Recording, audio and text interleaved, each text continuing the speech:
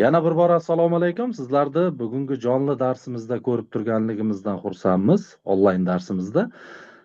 Xo'sh, bugun sizlar bilan majburiy matematika qismidan aynan o'tgan oxirgi 2-3 yilda tushgan savollardan tuzilgan variantlarni birinchi variantini yechishni boshlaymiz. O'sha darsimiz yanada qiziqarli bo'lishi uchun o'sha yuqorida aytilgan qoidalarga amal qilasizlar hamda aktivlikni oshirasizlar degan umiddamiz. Xo'p, savollar oson majburiy bo'lgani uchun, shuning uchun tezda ishlab ketamiz. Agar tushunmagan joylaring bo'ladigan bo'lsa, bemalol mikrofonni qo'shib yoki bo'lmasa chat qismiga yozib savol berishlaring mumkin bo'ladi. Qani chat qismiga yozamiz. Darsga hamma tayyormi? Agar tayyor bo'lsalaring plus belgisini qoldiramiz yoki tayyormiz deb yozamiz. Keyin biz darsni boshlab yuboramiz.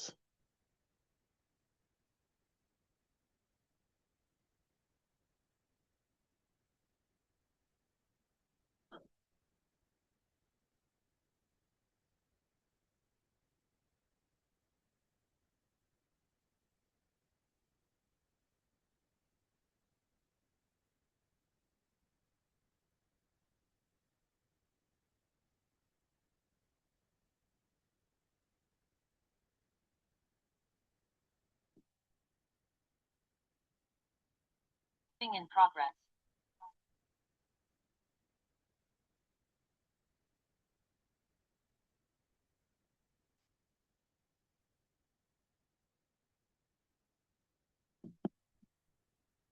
Yaxshi, hamma tayyor ekan. Demak, boshlaymiz birinchi misolimizdan. Birinchi misolimiz stereometriyaga taalluqli ekan. Stereometriya deganimiz bilan misollari juda ham sodda berilgan. E'tibor qilinglar, kubning to'la sirti 54 santimetr kvadratga teng bo'lsa, shaklning yon sirti yuzini toping. Ya'ni o'sha kubning yon sirti yuzini toping deyapti. Qaranglar, sizlarga kub haqida bir qisqacha tushuncha berib o'taman dastavval. Keyin formulalarni yozdirib, o'sha misollarimizni yechishni boshlab yuboramiz.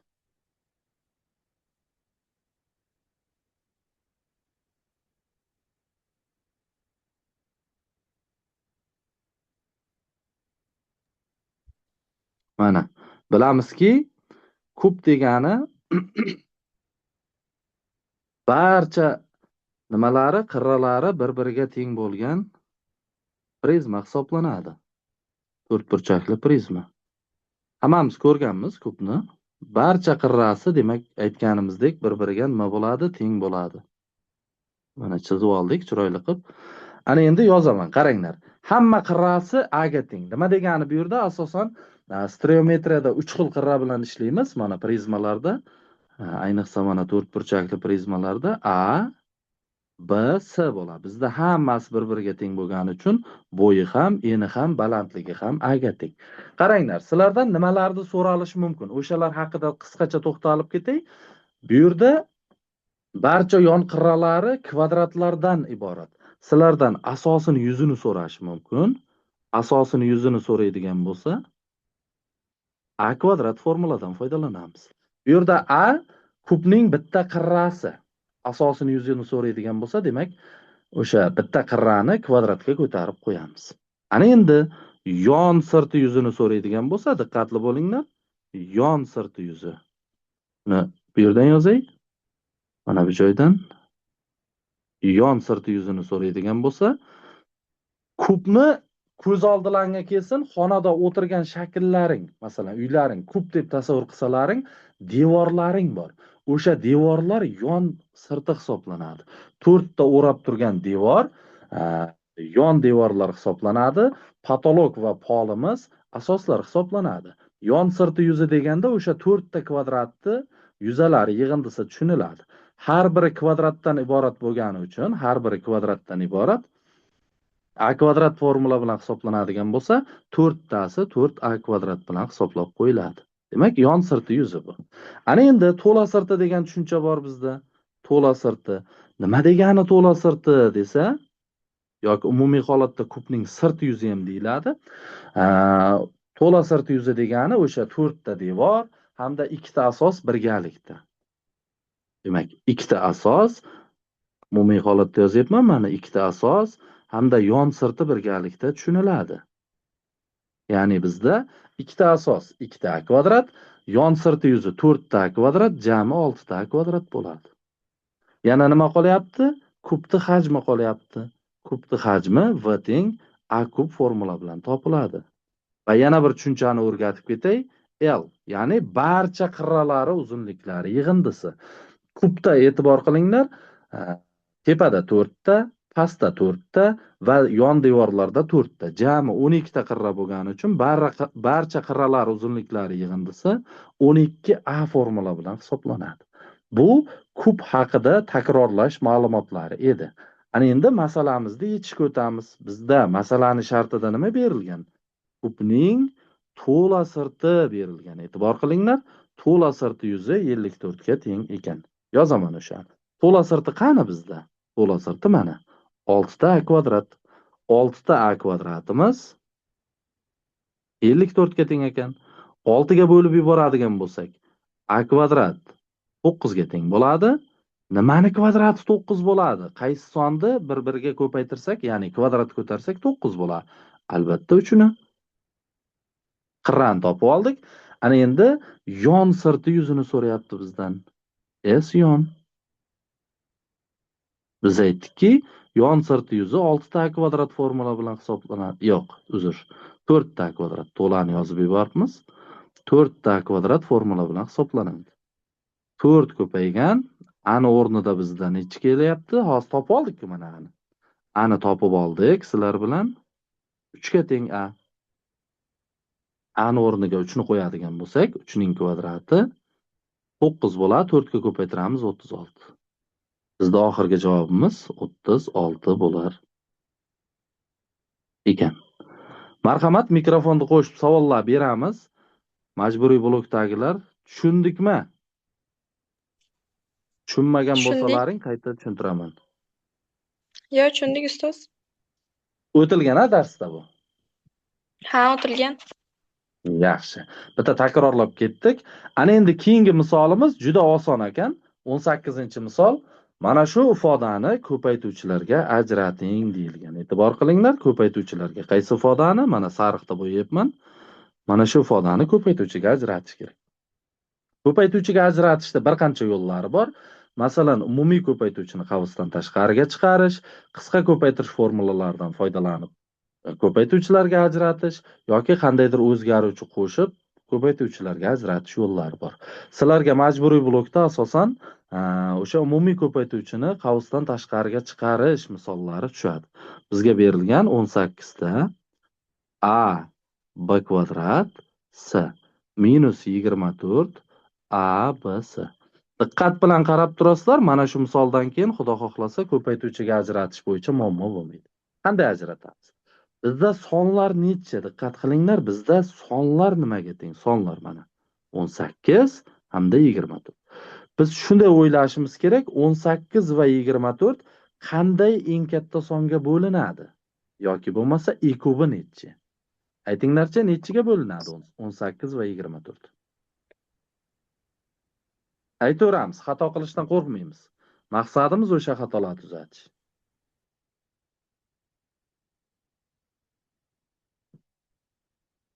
Biz aytishyapti. Gapiramiz. Chatda ham kuzatib boryapman. 18 va 24. 6 ga bo'linadi. Qaranglar, 6 ga ham bo'linadi ikkalasi, 3 ga ham bo'linadi, lekin ularning ichida eng kattasi 6. Demak, 18 va 24 dan umumiy ko'paytuvchi sifatida 6 ni chiqaraman qavsdan tashqariga. Ana endi harflarga o'tdik, diqqat qiling. Ana endi harflarga o'tdik mana. Bo'yab ko'rsatyapman. Sariqda bo'yapman. A bor, yana A bor. Agar darajalari bir xil bo'ladigan bo'lsa harflarda, o'shani o'zini chiqarib yuboraverasizlar mana. Ani o'zi chiqib ketadi qavsdan tashqariga. Ana endi B-larga o'tdik, e'tibor qilinglar. B mana. Bittasida B kvadrat bor, bittasida B ni o'zi bor. Biz qaysini qavsdan tashqariga chiqaramiz? Albatta darajasi kichkinasini. B ni chiqaramiz. Ana endi S ga keldik, navbatimiz. S ga keldi. E'tibor qilinglar, mana S bor, bunisida ham S bor. ikkalasi ham bir xil bo'lgani uchun o'shasini qavsdan tashqariga chiqaramiz. Ana endi qavsni ichida nima qolyapti? Qaranglar. Qavsni ichida nima qolayotganini bilish uchun bo'lamiz mana sonlar. 18ni chiqqan 6 ga bo'lasizlar. 18ni 6 ga bo'lsang 3 bo'ladi. Qaranglar. A to'liq chiqib ketdi. B dan ikkita bor edi. Bittasi chiqsa bitta B qoladi. C dan bitta bor edi, chiqib ketdi. Minus 24 ni 6 ga bo'ladigan bo'lsak 4 A, B, C hammasi chiqib ketdi, bo'ldi. Bizning oxirgi javobimiz mana shu bo'lar ekan. Juda ham sekin emasmi? Aytinglar, men sizlar tushunmay qolmasin deb juda ham maydalab o'tyapman. Agar juda ham sekin bo'lsa, ozgina tezlashtiramiz. Bizda juda javob ekan. Shunday ketaversin, ustoz, yaxshi tushunyapmiz. Ha, demak, maydalab tushuntiravering-a. Ha. Xo'sh, demak, mana chatni ham kuzatyapman, yaxshi. Xo'sh, 3-savol. Sarvar 507 betlik kitobning 2/3 qismini o'qigan bo'lsa, Sarvar kitobning necha bet ozroq imloviy xatolar bor ekan, o'shani to'g'rilab o'qib ketasizlar. Sarvar kitobning necha betini o'qib tugatgan deyapti. Qaranglar. Biror sonning biror qismini topish uchun shu sonni shu qismga ko'paytiramiz degan qoidamiz bor. E'tibor qilinglar. Bizda jami kitobimiz 507 betdan iborat ekan. Endi e'tibor qilinglar, shuni 2/3 qismini o'qidi deyapti. Ko'paytiramiz 2/3 ga. Bo'ldi, mana shuni hisoblab qo'ysak bo'ldi. Bunda qanday hisoblaymiz? 507 bilan shuni qisqartiramiz. Necha bo'ladi qisqartirsak? 5 nechida bittadan? Tak. Qalam to'g'rilab olaylik bittadan. Xo'sh, 2 qoldi. 20 ni ichida 3.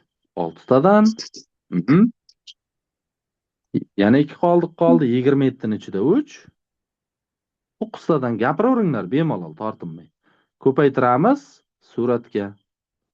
Ko'paytirib qo'ysalar nechi bo'ladi? 9 kere 2 18, 8 bir yotda, 12 bir yotda bilan 13 3 yana bir yotda, 2 bir yotda bilan 3. Demak, 338 degan javob bizda D javobda bor. Marhamat. Savol bo'lsa so'raymiz. Mana shuncha qismini o'qidi. Bizdan shuni so'rayapti. Ana endi sizlarga qo'shimcha savol. Qancha demak, necha bet o'qilmay qoldi deb savol berganda nima qilardik?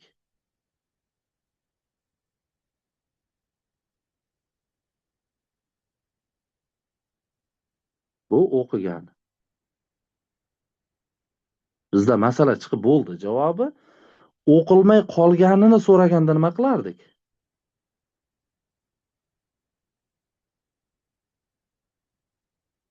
Assalomu alaykum, ustoz, men aytsam bo'ladimi? Xo'sh. Bemalol. 507 dan 338 ayirib tashlasak, 169. Aha. Jami bizda kitobimiz 507 betdan iborat. 338 beti o'qildi. 338 beti o'qildi. Ayirib tashlaydigan bo'lsak qancha qoladi? Qancha dedik? Qaytaramiz. 169. 169 mi? Bet.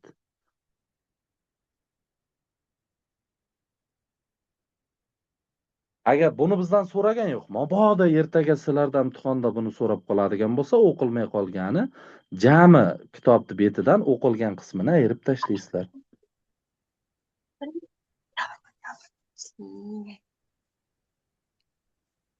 Xo'sh. Bunday qilaylik-da. Xo'sh, majburiy blokdagilar hammamiz mikrofonni yoqamiz, asosiy blokdagilar o'chiramiz. Asror, o'chirib qo'y mikrofoningni. Xo'sh, yoqamiz majburiy blokdagilar. Bunaqasiga bo'lmaydi darsimiz.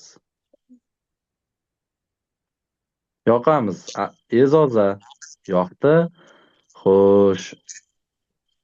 Kimlar bor yana bu yerda? Dilnoralar, ikkita Dilnora qizimiz bor.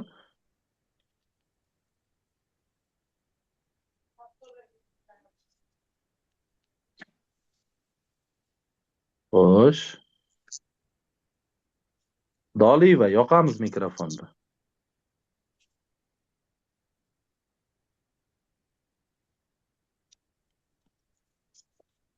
Soliva. Yo'qolmayaptimi deyman, ha? Xo'sh, davom etamiz. Sizlar ham bemalol qatnashaveringlar. Nima? Mikrofonni yoqqanlar. Bizdan so'ragan, qaranglar, keyingi masalamiz ozroq qiziqarli ekan. Qaranglar. 100 metr taqsim sekund. Mana shuni kilometr taqsim sekundga aylantirish kerak. Men sizlarga barmoqlar yordamida o'sha o'lchov birliklarida biridan ikkinchisiga o'tishni o'rgatdim. E'tibor qilinglar. Eslaringdami? Mikrofonni yoqqanlar, E'zoza, Dilnura. Barmoqlar usuli eslaringdami? Ha, esimizda. Qaysi? Qaranglar, kichkinadan kattaga o'tish bordi, kattadan kichkinaga o'tish bordi. Hozir nima bo'lyapti bu yerda? Qaranglar, metrdan kilometrga o'tishimiz kerak. Kattadan kichkinagami yoki kichkinadan kattagami? Kichkinadan kattaga o'tishdi. Kichkinadan kattaga. Barmoqlarni ishga solinglar, sananglar. Metrni topinglar barmoqdan. Ikkinchi barmoq. Ko'rsatkich barmoq, xo'p. Kilometrchi? Birinchi barmoq. Birinchi bosh barmoq. Bosh barmoq. Orasidan nechta nol bor? 3ta. 3ta nol, ya'ni 1000 bor. O'sha 1000 ga nima qilamiz hozir? Ko'paytiramizmi, Bo'lamiz. Bo'lamiz. Rahmat. Bo'lib yuboramiz. Nimani bo'lib yuboramiz? Diqqat qilinglar, mana shu joyi muhim. Nimani bo'lib yuboramiz? Agar suratdagi bo'ladigan bo'lsa, 100 ni shunga bo'lamiz, maxrajdagi bo'ladigan bo'lsa ko'paytiramiz. Mayli, chalg'itmaymiz, bunday qilib yozamiz. 100, diqqat qilinglar, 100. Nima qilyapman men? Metrni o'rniga 1 taqsim 1000 kilometr yozyapman. Shu yozuv tushunarli bo'ldimi suratdagi? Ha, tushunarli. Faqat o'zgargan joyini ko'kda yozdim. Qaranglar, 100 o'zgargani yo'q, yashilda yozdim. Sekund o'zgargani yo'q, yashilda yozdim. Faqatgina o'zgargan joyini o'sha nimada yozyapman? Ko'k rangda yozdim mana. Metr taqsim sekunddan bizga kilometr taqsim sekundga o't degan mana bo'yab qo'ydim. Xo'sh. Bo'ldi. Demak, 1 taqsim 100 ni pastga tushiramiz. E'tibor qilinglar. 1 taqsim 1000 ni mana. Kimdan kelyapti shu tovush? 100 ko'paygan 1 taqsim 1000. Qaranglar, 1 taqsim 1000 ni kasrni oldiga tushirdim. Suratda kilometr, maxrajda sekund qolyapti. Barobar. Endi mana bu 100 bilan 1000 ni qisqartirib qo'yadigan bo'lsalaring, nima qoladi bizda? Nima qoladi? 10 1 taqsim 0,1. rahmat.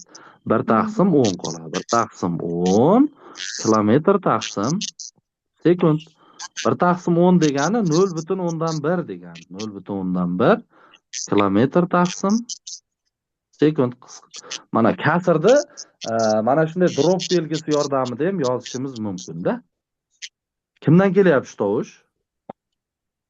Ikkita nimadan, telefondan kirganlar bormi? Bittasidan kiringlar, shovqin qaytadi-da agar.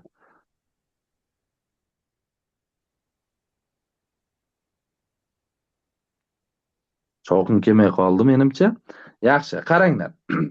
Savol bo'lsa so'ranglar. Adashtirib qo'yish mumkin shu. Tushunarli bo'ldi. Yaxshi, ketdik, davom etamiz bo'lmasa. Xo'sh, 5-masala. Avtomobil 7 kunda 392 kilometr yo'l yurgan bo'lsa, 1 kunda o'rtacha necha kilometr yo'l yurgan? Agar bunaqa masala tushadigan bo'lsa, bu lotereyada sizlarga qaranglar. Oddiy o'ylanglar, masalan, 2000 so'mlik muzqaymoqdan 7 tasi 14 ming bo'lsa, bittasi nechi pul deyapti-da? 7 ta muzqaymoq 14 ming, bittasi nechi pul? 14 mingni 7 ga bo'lasizlar. Bu yerda ham xuddi shunaqa. Bittasining narxini topish uchun o'sha 392 ni 7 ga bo'lib qo'yamiz. Qaranglar, qanchalik oson tushadi sizlarga. Nechi bo'ladi bo'lsak? 5 ta, 6 ta. 56 ta. Aniqrog'i 56 ta emas, 56 kilometr yurgan bir kunda. Shundaymi? Yaxshi, oson ekan. Keyingisiga o'tamiz. 7 burchakli piramidada jami nechta yoq bor? Qaranglar, mana shu narsani yaxshilab tushunib olinglar. Xudo xohlasa mana maktabda o'tilgan darsda ham kirib bir marta tushuntirib ketaman yoki ustozlaring aytsalaring tushuntiradi Bobomurod ustozga. Xo'sh, piramida bor, prizma bor. Farqi nimada desa, qaranglar, farqi bu yerda o'sha asoslarida. Prizmada ikkita asos bo'ladi. Prizmada yuqorida ham, pastda ham bir xil ko'pburchaklar bo'ladi. Va yon devorlarida ko'pburchaklarning tomonlari soniga teng bo'lgan yoqlar soni bo'ladi. Boya piramidada ko'rdik-ku, nimada? Kubda. Asosi kvadrat bo'lgani uchun, ya'ni 4 ta tomoni bo'lgani uchun asosda, yon devorda ham 4 ta bo'ldi. Piramidada esa pastki asos bo'ladi, tepa asosimiz 3 dan, ya'ni bitta nuqtadan iborat bo'ladi. Bittagina nuqtadan iborat bo'ladi. Demak, shu bo'yicha ishlaymiz, qaranglar. Yoqlar soni piramidada o'shani yozib ketay mana bu joyda. 1000 marta gapirgandan bitta yozib beraylik.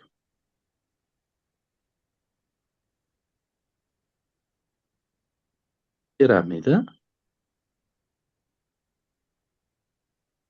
hamda prizma. Farqlab olamiz. Asosiy blokdagilar sizlarni ham chalg'itib qo'yish mumkin. E'tibor qilinglar, bitta takrorlab olamiz. Hali o'tilgan yo'q ba'zilaringga. Xo'sh, kelinglar mana shuni boshqa rangda yozamiz. Farqlash uchun. Prizma. Eslab qolamiz, piramidada bitta asos bor, prizmada ikkita asos bor. Mana shu birinchi ma'lumotni eslab qolamiz. Ketdik endi, qaranglar. Demak,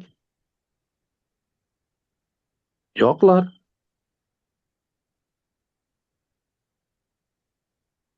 yoq. Piramidada nechta yoq bor desa, qanday hisoblaymiz, qaranglar. Asosidagi tomonlar sonini shunchaki 2 ga ko'paytirib qo'yamiz. Mana. 2 ga ko'paytirib qo'yamiz. Prizmada bo'ladigan bo'lsa, o'sha yoqlar sonini topishimiz uchun yoqni o'sha tomonlar asosdagi tomonlar sonini 3 ga ko'paytirib qo'yamiz. Sabab nimada desa, sabab prizmada ikkita asos bor, piramidada bitta asos bor. Yoqlar soni mana shunday hisoblanadi. Endi nima desa, bu yerda endi asosdagi tomonlar soni, masalan, bizning masalamizda aytayapti-ku mana 7 burchakli degan. Endi 7 ga teng bu yerda. Xo'sh, tushunarli bo'ldimi? Kelinglar, boshqa ma'lumotlarni ham aytib ketaman. Uchlar soni, uchlar. Uchi nechta uchi bor piramidani? Asosida n ta va tepada ham bitta bo'lgani uchun n plus bitta uchi bor. Bu piramidada. Prizmada-chi desa, prizmada uchi degan tepada uchun bitta uchni tushunmanglar, barcha uchlari tushunilyapti. Uchlari soni prizmada 2 ko'paygan n ta bo'ladi. Nima qoldi yana? Qirralari.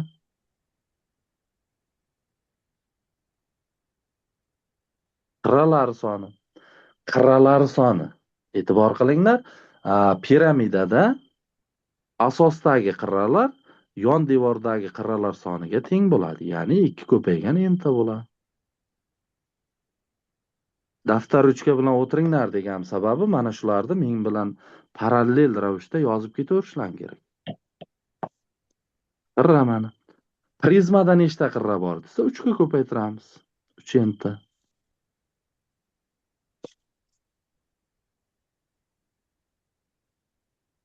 Asosiy blokdagilar adashib ketmadimmi? To'g'ri yozdimmi ish qilib?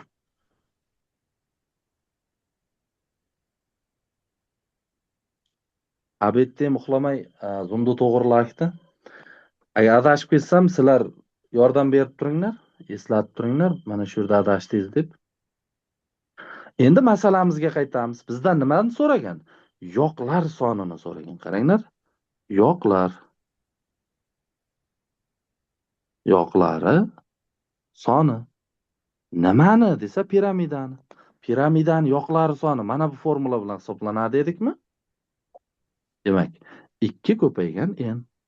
Bizda n nimaga teng? 7 ga teng. 2 ko'paygan 7, yoqlari soni 14 degan. Marhamat. Savol bo'lsa eshitaman. Bunaqa tushuntirishdan keyin savol bo'lamadi. Yo'q-ku bu yerda.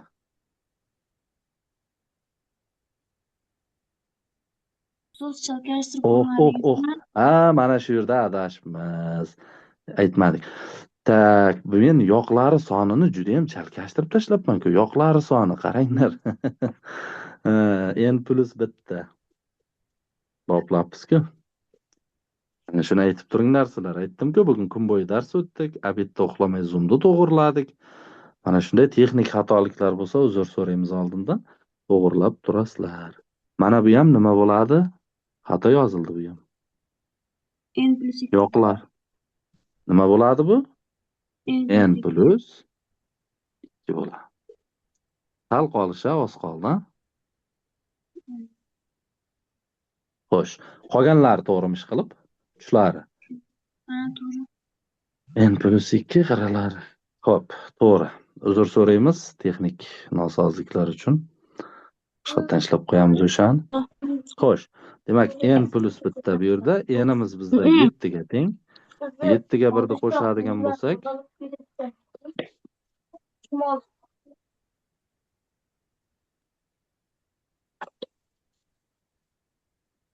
8 ta bo'lar ekan. Mana shu joyda adashib ketdik. Xo'sh, D javob bizda. Marhamat, savol bo'lsa so'raymiz. Nima? 8 ta qayerdan kelyapti? Qaranglar, asosida bitta yoq bor va asosdagi qirralar soniga soni 7 ta bo'lgani uchun yon devorda 7 ta yoq bor. Jami 8 ta bo'lyapti-da. Savol bo'lsa so'raymiz. Tushunarli bo'ldimi? Ha, tushunarli. Tushunarli. Ustoz, ovozingiz qaytayapti. Ovoz qaytmayapti. Mikrofon yoqilmayapti, deyapti. Qaranglar, mikrofonni yoqish uchun nima qilasizlar? O'sha mikrofon tugmasini bosasizlar, bo'ldi o'zi. Birinchida turibdi mikrofon tugmasi. Bir marta bossalaring yoqiladi. Agar birinchi marta Zoomga kirayotgan bo'lsalaring, nimadir dalarni so'rash mumkin. Dada qilib yoqasizlar, keyingi safar o'sha yoqishda ham, o'chirishda ham mikrofonni yoqamiz. Shunaqa savollar bo'lsa yozib qo'yirsalaring bo'ladi. Men o'qib javob berib ketaveraman. Ovozim uzilyaptimi? Yo'q, ovoz kelyapti. Ovozingiz uzilyapti debdi-da, o'zlaringdanmi? Yana yozibdi, ovozingiz uzilyapti ustoz. Gulnozadan ovoz qaytyapti so'z. Gulnozadan qaytyapti. Gulnoza, agar eshitayotgan bo'lsang, bitta telefondan kir, menimcha sen ikkita telefondan kiryapsan-da. Xo'p, davom etamiz. Yo'q, ustoz, men bitta telefondan kiryapman. Gulnozadan qaytmayapti-ku, agar. Hozir gapirgan payti exa qaytish kerak edi agar. Lekin men ikkitadan kirganman, bittasini bezuk qilib qo'yganman-da. Bezuk rejimida turibdi bittasi. Xo'p, ketdik, davom etik. Tushunarli bo'ldi bu? Ha, Ovoz, tasvir sifat. Gulnoza, ovoz uzilyapti debsan, uzilyaptimi ovozim? Men o'zim to'xtalib gapiryapman. Shuni uzilyapti deb o'ylamayapsizlarmi ish qilib?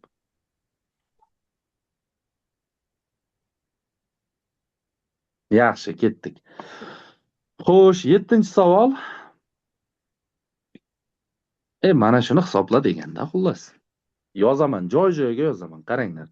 A nimaga teng bizda? A 7/1/2025 ga teng. Keyin ayiramiz 3/1/3 berilyapti. Keyin plus b berilyapti. B nimaga teng? 5/1/3 ga. Keyin ayiramiz 1/2025 berilgan. Mana. Xullas, mana shuni hisobla demoqchi-da, faqat sizlar chalg'itib ozroq nimalar bilan beryapti, o'sha harflar aralashtirib beryapti. Aslida mana asosiy misol mana bu joyda mana sig'may qolgan qismi mana bu joyga o'tganman. Faqat a va bilan joyga qo'yib qo'yish kerak. Ketdik, davom etamiz. Hisoblaymiz, diqqat qilinglar. Sizlar bilasizlar, butun va kasr qismni ajratib yozish mumkin. Ya'ni mana bu joydan bir yozib o'chirib tashlayman, qaranglar. 2/1/3 bo'ladigan bo'lsa, sizlar uni 2 plus 1/3 shaklida yozishga haqlaring bor. Tushunarlimi? Ko'rib oldik, o'chirsam bo'ladimi? Ha, bo'ladi. O'chirdim. Endi qaranglar. Mana bu 7/1/2025 da endi kimlardir tushunmay qolishi mumkin, shuning uchun ajratib yozib ko'rsatyapman. Aslida birdaniga ishlab ketsa ham bo'ladi. 7 plus 1/2025. Ya'ni butun va kasr qismlarini ajratib yozdim. Ana endi keyingisi e'tibor qilasizlar. Ishorasi minus bo'lgani uchun butun qismda ishorasi ham -3 bo'ladi, kasr qismda ishorasi ham -1/3 bo'ladi. Mana ishora minus bo'lgani uchun. Keyingisi plus bo'lgani uchun butun qism ham plus bo'ladi, kasr qism ham plus bo'ladi. -1/2025. Mana shuni soddalashtirib qo'ysak bo'ldi. E'tibor qilinglar. -1/3 plus 1/3 qisqarib ketadi. Plus 1/2025 minus 1/2025 qisqarib ketadi. Sonlar qolyapti bizlarda. Demak, xo'sh, musbat sonlar 7 plus 5 bizda 12 ni beradi. Manfiy sonlar -3. 12 dan 3 ta ayirib qo'yasizlar 9. Marhamat, savol bo'lsa so'raymiz. Aslida og'zaki misol, lekin majburiy blokdagilar juda ham ko'p o'qivermaydi. Ayniqsa mana matematikasi yo'q yo'nalishlar. Aytaylik, kimyodan, biologiyadan tayyorlanayotganlar, fizikadan ishlaydi ular. Matematikani bilish kerak majbur, lekin matematikasi yo'qlar ham bor-da. Faqat majburiy blokda ishlaydi ular. Shuning uchun tushunmasalang so'ranglar. Tushunyapmiz. Keyingisi izohlar qismiga tushunarli deb yozsalaring, men o'tib ketaveraman keyingisiga. 8-savol. 20 gacha bo'lgan tub sonlarning yig'indisini toping. Endi mana shu yerda kimlardir o'ylashi mumkin, nechidan 20 gacha? Albatta birdan. Chunki tub son tushunchasi faqatgina natural sonlarga nisbatan ishlatiladi. Aytaylik, 3 soni tub son bo'ladigan bo'lsa, -3 tub son emas. Tub son qoidasi qanaqa edi? 1 ga va o'ziga bo'linishi kerak. -3chi? 1 ga, 3 ga, -1 ga, -3 ga. Qaranglar, ko'payib ketadi. Umuman olganda tub va murakkab degan tushuncha faqatgina natural sonlarga nisbatan ishlatiladi. Yozaman demak.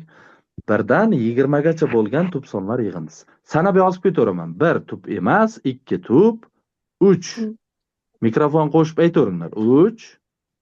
5, Keyingisi 7, nechi? 5, 7, aha. 9 ham 11, 11, aha.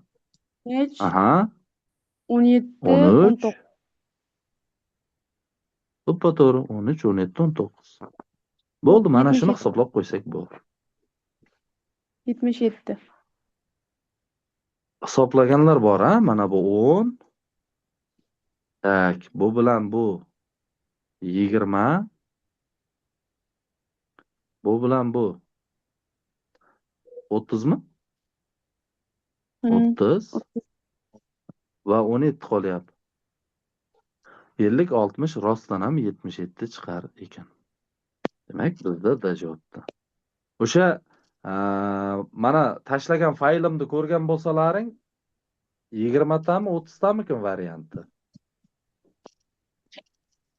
30 talik testlardan yo 20 ta yo 30 deydi-da. O'shani har darsda bitta-bitta tahlil qilaveramiz. O'shani darsga kirishdan oldin, endi bugun birinchi marta bo'lgani uchun juda ham maydalab ishlayapman. Darsga kirishdan oldin sizlar bir karra ishlab chiqsalaring, o'sha 30 ta savol to'liq tezda ishlab ketaveraman, sizlarga savol beraman. Aytaylik, 8-misolda hamma ishladimi? Agar hamma 100% ishlagan bo'lsa, qisqacha tushuntiraman-da o'tib ketaveraman. Juda ham maydalab tushuntirmayman. Shunda bemalol 1 soatda tahlil qilib qo'ysak bo'ladi sizlarniki. Kelishdik, ha? Keyingi safardan shunday bo'ladi. Keyingi darsimiz sizlar bilan seshanba kuniga to'g'ri keladi.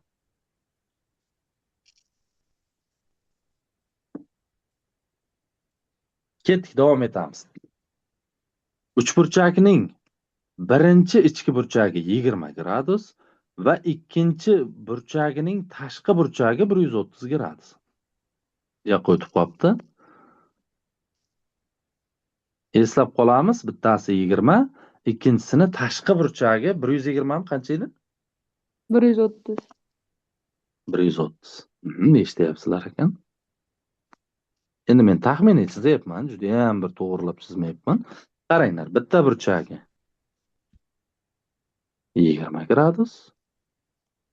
Ikkinchisining tashqi burchagi deyapti. Tashqi burchak qachon paydo bo'ladi? Ixtiyoriy bitta tomonda davom ettirganimizda mana bu uchburchak tashqarisida hosil bo'ladi. 130 gradus. Bizdan so'rayapti, uchinchi ichki burchagini toping.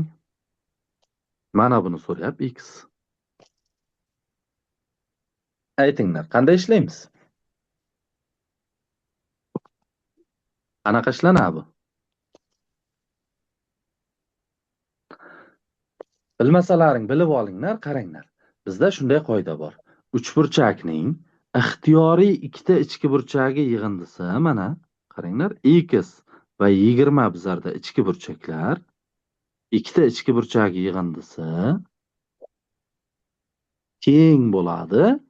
Uchinchi burchakning, mana uchinchi burchakning tashqisiga, o'ziga emas, tashqisiga. Mana shunga nima bo'ladi? Teng bo'ladi 130 gradusga. Bu yerdan x topib qo'yasizlar. Necha chiqadi? 110 gradus. Qaysi javobda bor? S javobda bor.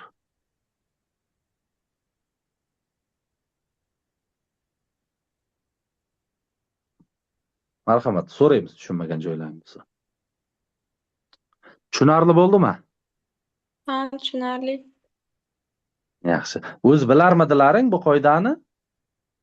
Ha, bilardik ustoz. Yaxshi, bilsalang yaxshi. 10-misol. To'g'ri burchakli uchburchakning bir kateti ikkinchisidan 4 marta katta. Chizaman. Mana tasavvur paydo bo'lish uchun to'g'ri burchakli uchburchak nima qilaman? Chizib olaman.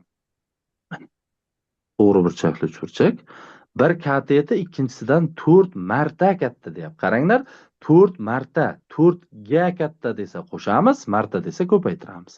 Mana bu tomon aytaylik x bo'ladigan bo'lsa, mana bu tomon 4x ekan. 4 marta katta degan-ku. Ana endi bizdan so'rayapti, uning yuzi 18. Yuza qanday topiladi to'g'ri burchakli uchburchakda? Yuza. Aytamiz. 1/2 a b. A va blar nima edi bizda? A va blar. Eni bilan bo'yimi? Ko'paygan x, ko'paygan 4x. A va b nima bizda? Yozyapman. Katetlar. Demak, s bizda 18 ga teng. Barobar 1/2 ko'paygan, yuqorida aytildi x ko'paygan 4x. Demak, xo'sh, 4 bilan 2 qisqarib ketsa, nima qoladi chap tomon, o'ng tomonda? 2x kvadrat qoladi. Ha? 2 ga bo'lib yuborsak, x kvadratimiz 9, x'imizchi? Nechini kvadrat 9? 3. 3. Demak, bizdan kichik katetni so'ragan. Kichik katetimiz x'midi? Agar katta katetni so'raganda nima qilardik? Katta katetni so'raganda aytamiz. Nechi bo'lardi katta katet? 3 4 ga ko'paytiradi, keyin 12 bo'ladi. Aha. Hozir bizada kichkina katet x, qaranglar, mana bu joyda yozdik-ku mana. Katetlar bittasi x, kichkina katet, katta katetimiz 4x. Bizdan kichkinasini so'ragan uchun x qiymatini yozib qo'ydik, x javob sifatida. Katta katetni so'raganda 4 ga ko'paytirardik. Yaxshi. Davom etamiz. 11-misolga qaraymiz. 11. Misol oson, lekin mana bu ishoralarda chalkashib ketish kerak emas. Sizlarga bitta zo'r narsani o'rgataman. Qavs, pavz hammasini unutinglar. Qaranglar. Bitta zo'r narsani o'rgataman. Har bir sonni oldida nechta minus bor deb qaraymiz. Oldida. E'tibor qilinglar. 122 soni bitta va mana bu joyda bitta. Ikkita minusga duch kelyaptimi? 120 soni ikkita minusga duch kelyapti. Ikkita minus nima bo'ladi? Plus bo'lib Plus ketadi. 120 ni o'zi chiqadi. Ana endi qaranglar. 80 ni ko'rsataman men. 80 son bitta. Mana bu joyda bitta. Mana buni ham olib qo'ymanglar yana. U 120 niki-ku. Nechta minusga duch kelyapti 80? Ikkita. Bu ham plus 80 bo'ladi. O'chiraman. Mana bu 120 soni nechta minusga duch kelyapti? Aytamiz. Bitta. Bitta. Ikkita. Bitta. Ya tak. Bitta ekan, uzr. Mana yoqda tak. Alohida qolsa ekan. Alohida qolsa ekan, bitta minusga duch kelyapti. Minus 120. Xo'sh, 20 sonichi? Ikkita. 20 son. Ikkita. Nima bo'ladi? Minusdan bo'ladi. Ya, plus bo'lmaydimi? Minus 120 plus 120. Qisqarib ketsa javob nima qolar ekan? 100. 100. 100 degan javob bizada D javobda bor.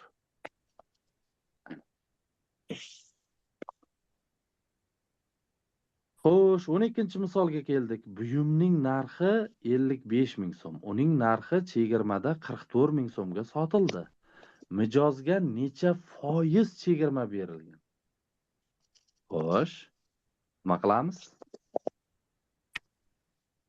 Aytamiz.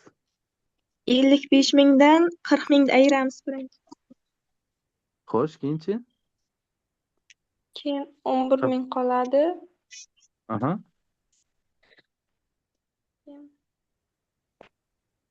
Keyinchi?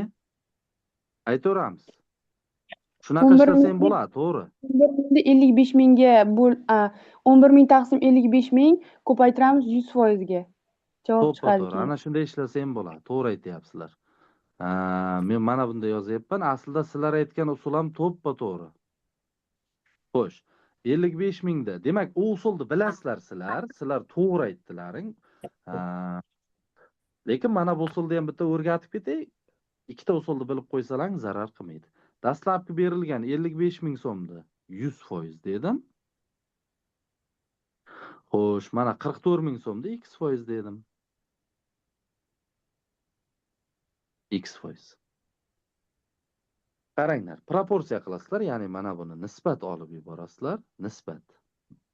Strelka bo'yicha bir-biriga bo'lib yuborsalaring, qaranglar, bir-biriga bo'lamiz. 55 ming taqsim 44 ming teng 100 taqsim x. E'tibor qilamiz. Mana bu 3 ta 0 bilan 3 ta 0 qisqarib ketadi. Hamda 55 va 44 imiz 11 ga qisqarib ketadigan bo'lsa, nima qoladi bizada? 5 taqsim 4 barobar 100 taqsim x qoladi. Demak, proporsiya qilsalaring 5 ta x 400 x topib qo'ysizlar 80. Nima degani bu? Bu degani shuki, dastlabki narxini 100% deydigan bo'lsak, chegirmada sotilgan narx 80%. Sizlarga qancha chegirma berilgan deyapti. Farqni topib qo'yasizlar. Farq 100% dan 80% da ayirasizlar 20%. Lekin boya sizlar aytgan usul ham zo'r. Bemalol o'sha usulda ishlaversalang ham bo'ladi. Aytganimdek, yana bitta usulni bilib ketsalaring zarar qilmaydi.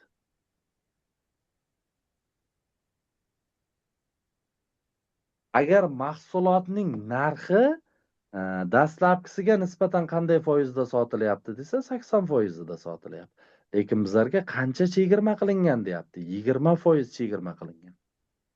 Mana bozorda ham narsa olsalang yozib qo'yadi-ku, shuncha foiz skidga yoki shuncha foiz chegirmada sotilyapti mahsulotlarimiz deb. Xuddi shunaqada. Bu usul ham tushunarli bo'ldimi? Ha, tushunarlisiz.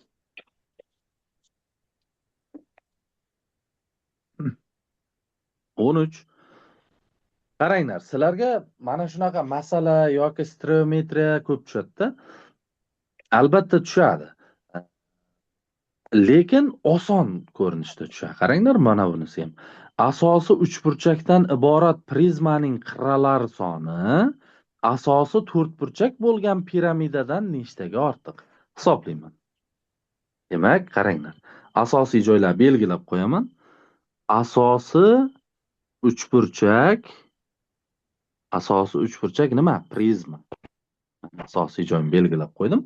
Asosi uchburchak bo'lgan prizmani nimasi? Qirralari soni. Bizga kerakli joyi mana shu. Ishlayman endi. Demak, birinchi topib olaman 1. Sariqqa mos sariqda yozaylik. Asosi uchburchak bo'lsa, boya yuqorida o'rgatdim. Prizma deyapti. Prizma. Mana bu joyda turibdi ekan. Qirralari soni. Prizmani qirralari soni qanday hisoblanardi? 3 ko'paygan n. N nima desa, uchburchak bo'lgani uchun 3. 3 ko'paygan n ham 3 ga teng 9 ekan. Birinchisini topdik. Ana endi keyingisiga e'tibor qilasizlar. Xo'sh, keyingisida nima deyapti qaranglar. Asosi to'rtburchak. Mana asosi to'rtburchak. Nima? Piramida. Asosi to'rtburchak piramida. Nima? Bu ham qirralari soni. Yashilda yozaman. 2. Mana. Asosi to'rtburchak bo'lgan piramidami? Piramidani qirralar soni mana. Ko'rdikmi? 2 ko'paytiramiz n. Aha. 2 ko'paytiramiz n. Faqat bu yerda n nimaga teng? 4 ga.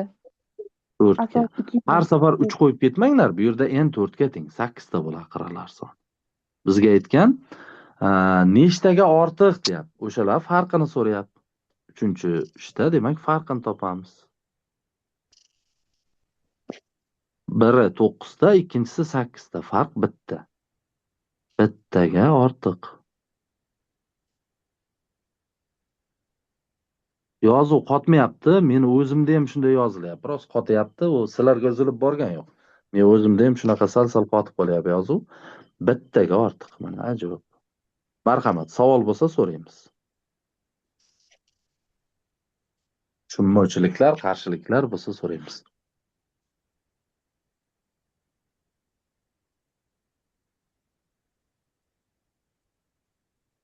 Xo'sh.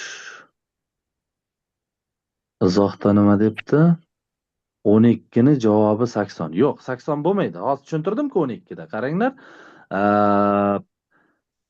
80% narxiga sotildi, to'g'ri. Dastlab 100% edi, 80% narxiga sotildi. Bizlarda masalani shartiga nima degan, nimani so'ragan? Qaranglar, nimaga urg'u beryapti?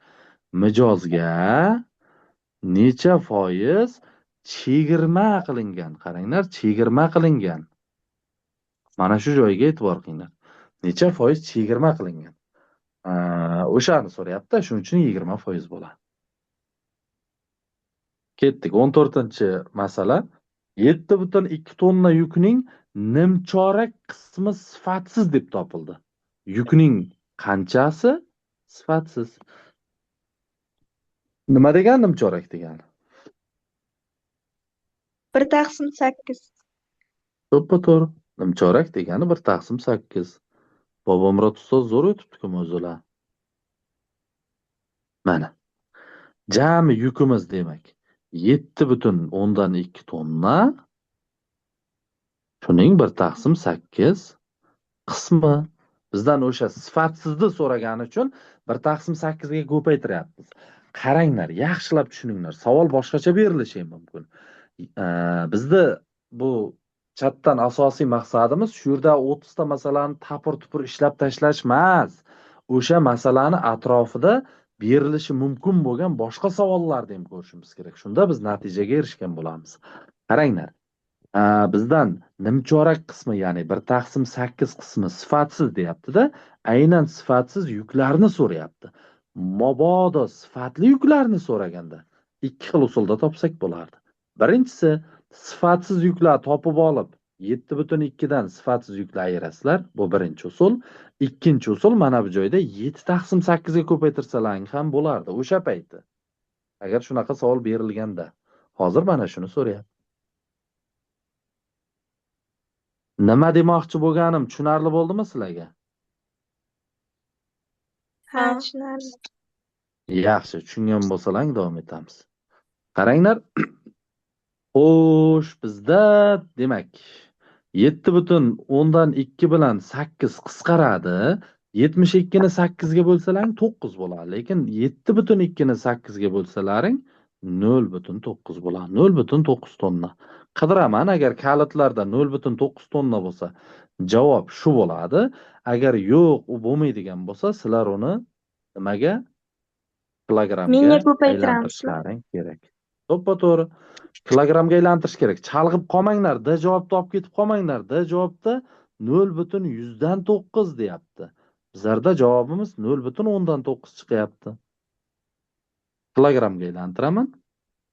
Aytganlaringdek 0,10 ni 1000 kilogramga ko'paytiramiz. 1 tonna 1000 kilogram. Nima bo'ladi bu? 900 kilogram. Qaranglar, ishlab turib ham to'g'ri javobni topa olish kerak. 900 kilogram. Qaysi javob? A javob. A javob. Yaxshi. 15. Hovlida 3 ta tovuq va 4 ta o'rdak bor. Tovuq va o'rdak juftligini necha xil usulda tanlash mumkin? Kombinatorika. Qaranglar. Men 2 xil tanlashim kerak.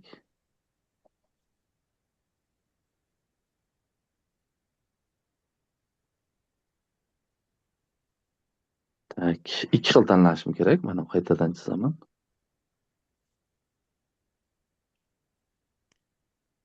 Mana. Bitta tovuq tanlashim kerak.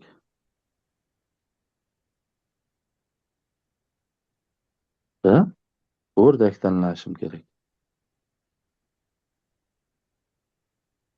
Diqqat qilamiz. Jami tovuqlarimiz soni nechta bizada? 3 ta. Tovuqda tanlash uchun bizada 3 ta imkoniyat bor. O'rdak tanlash uchunchi? 4 ta. 4 ta. Ikkalasini Nima qilamiz ikkalasini? To'ppa-to'g'ri ko'paytiramiz. 12 ta.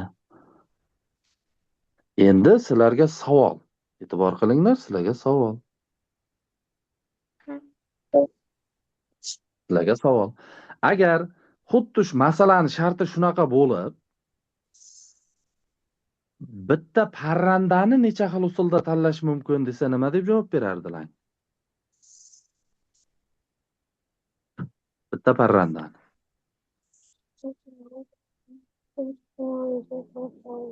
Jami parrandalar soni nechta?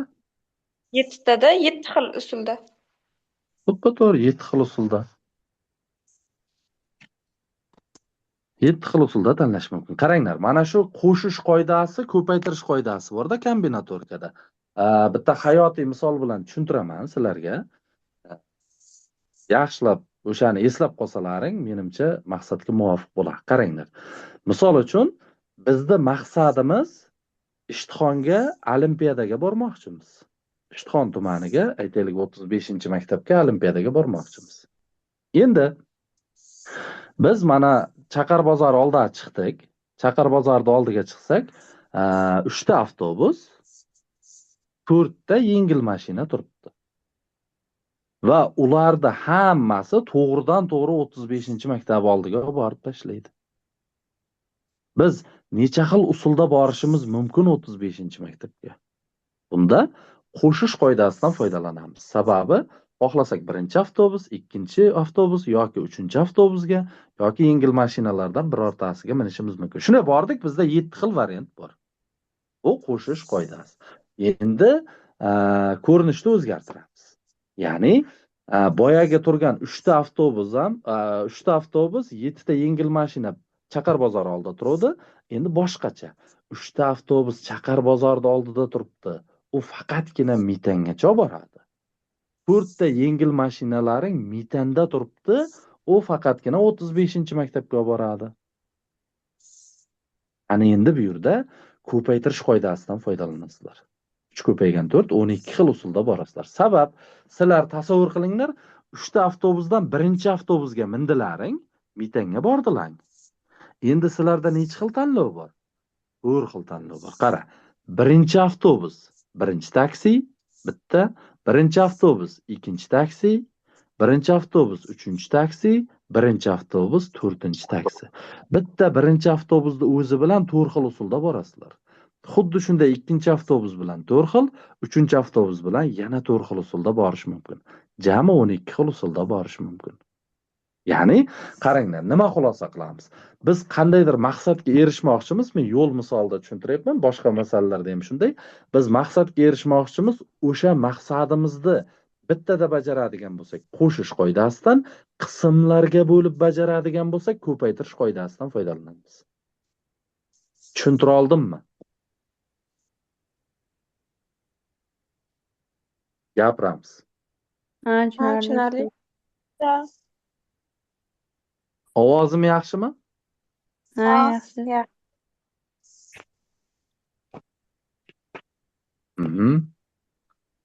Xo'sh, majburiyda faqat 3 taganami?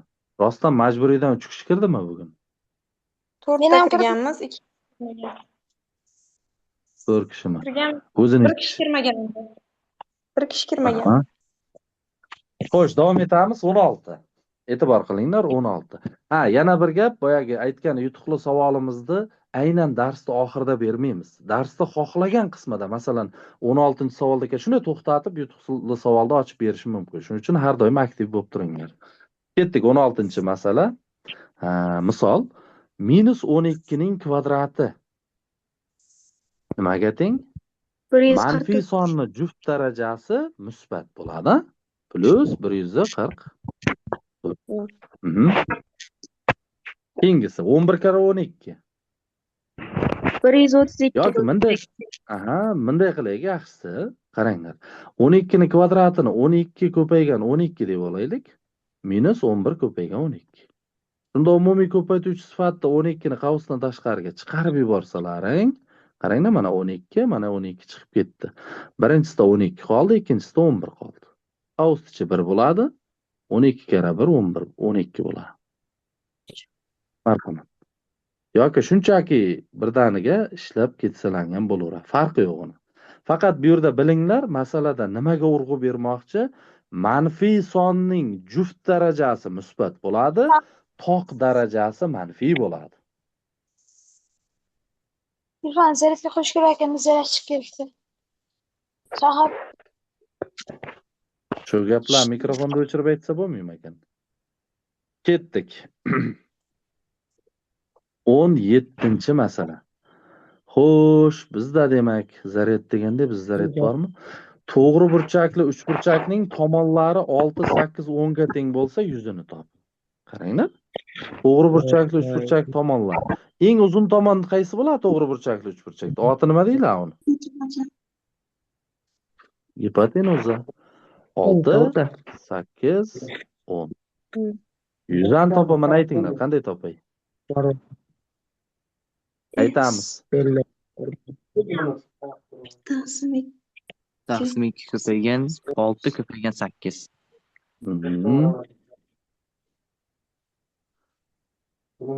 Necha bola hisob kitob qilsak? Men ko'ringan orqamda ekan, ko'tarib ekan-ku. Munda, 24 boshqaga gapirayotgan payti mikrofoningni o'chirib tur, qaysing bo'lsang ham.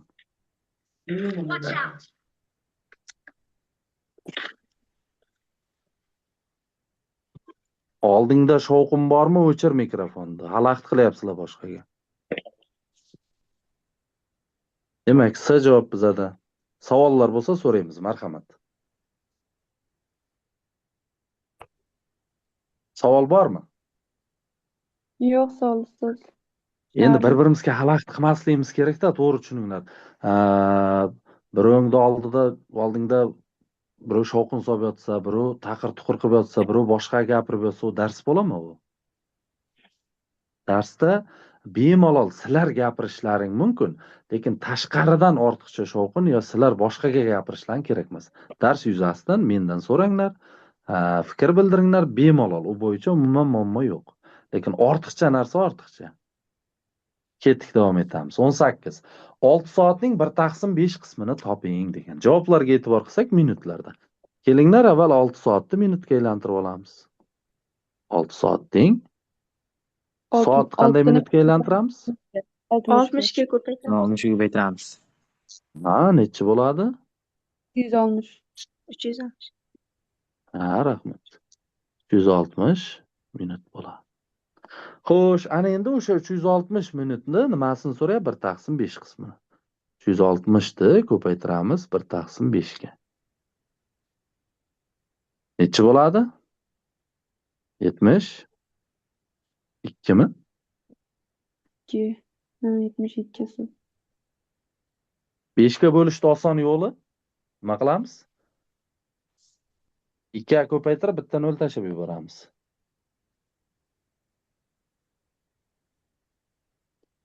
Yoki bitta 0 tashab 2 ga ko'paytiramiz.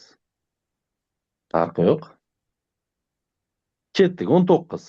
Nozima bitta ko'ylak demak 45 minutda tikib bo'lar ekan. Salgina jumlalar kelishmagan joyda o'zlaringiz to'g'rilab ketaverasizlar.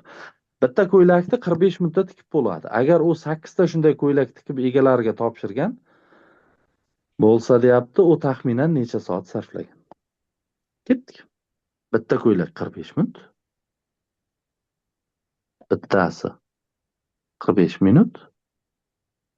8 ta ko'ylak qanday topiladi? 8 tasi. 45 8 ga ko'paytiramizmi? To'g'ri, 45 ni 8 ga ko'paytiramiz. Qancha bo'ladi? Aytinglar. 160 minut. Faqat nimada so'rayapti buni? Soatda so'rayapti. Soatga qanday aylantiramiz? 60 ga ko'paytiramiz. 60 Ko'paytiramizmi, ga bo'lardik. Bo'lamiz. Rahmat. 60 ga bo'lamiz. 60 ga bo'ladigan bo'lsak, 6 soat 6 bo'ladimi soat. bizda? 6 soat bo'ladi. Masalalar qanday ekan? Osonmi, qiyinmi? Tushunganga Sizlarga oson qanday desa. bu? Bilganga Tushunsa oson. tushunmagan. Aynan mana shunaqa masala tushganda sizlarga bir ko'z oldilaringga keltiringlar. Xo'sh. Hozir biz mana shu 30 talik testdan 20 tami 30 ta variant ko'radigan bo'lsalaring, ko'zlaringni yumib ishlaysizlar, xudo xolasa. Faqat aytganimda, keyingi safarlar dars boshlanishidan avval sizlar bir marta ishlab chiqinglar. Guruhda turibdi, kanalda turibdi. Har safar men tashab yurmayman. O'zlaringga yuklab olinglar o'shani. Masalan, bugun birinchi variantda ishlayapmiz. Keyingi darsda ikkinchi variantda ishlaymiz. Agar aytaylik sizlar ikkita variantda ishlab bo'lib qo'ygan bo'lsalaring, tezda sizlar ishlagan misollarni o'tib ketamizda, bitta darsda bitta emas, ikkita variant tahlil qilsak ham bo'ladi.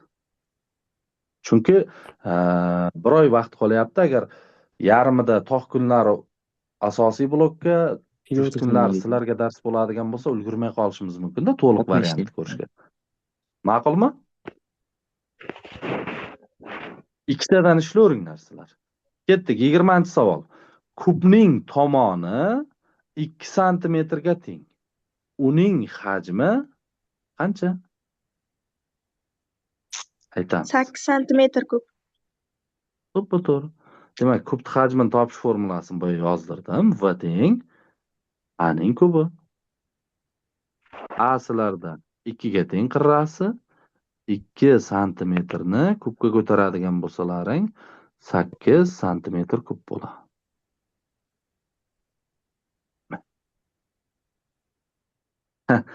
Hammasida 8 bor. E'tibor qilinglar. Ishlab turib ham xato belgilash mumkin-da. 8 millimetr kub deyapti A javobda. Xato. 8 santimetr kvadrat deb qo'ygan. E'tibor qilinglar. Xato bu ham. Mana bunda 8 metr kub degan. Ko'ryapsizlarmi? Ishlab turun ham agar o'lchov birliklariga e'tibor qilmaydigan bo'lsalaring, xato javobni belgilab ketish ehtimoli bor bu yerda. Oson tushdi deymiz, lekin o'sha oson savolda ham to'g'ri belgilash kerak-da. Ketdik 21. Zerikib qolmadilangmi? Yo'q. Aniqmi? Ha. Aniq, a? Nima qilmoqchi bo'lyapman? Shu yerda bitta yutuqli testda o'ynab ketaylik. Shu yerda bitta. Hamma tayyormi? Ha, tayyor ustoz. 25 kishi kuzatyapmiz-da. Demak, hamma tayyor bo'lsa, aytaman, qaranglar. Javobni qayerga tashlaysizlar? Javobni nima, qog'ozga ishlaysizlar, ishlanishi bilan qog'ozga ishlaysizlar.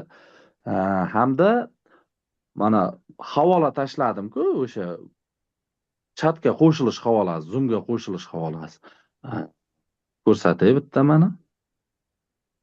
Hamma ko'ryapti ekranni. Mana shu joyga tashlaysizlar. Mana oxirida Namozov yozgan. Mana shu joyga tashlaysizlar. Qayerida bu? Mana. Kirganlaringda mana Zoom havolasini tagida mana shu joyda fikrlar qismiga tashlaysizlar. Tushunarlimi? Faqat ChatGPTning javobi bo'lmasin. O'zlaringning kuchlaringga, bilimlaringga ishoninglar. Maqsad 20 ming so'm yutish bo'lmasin, maqsad bilimni sinash bo'lsin. Ketdik. 11-yutuqli savol.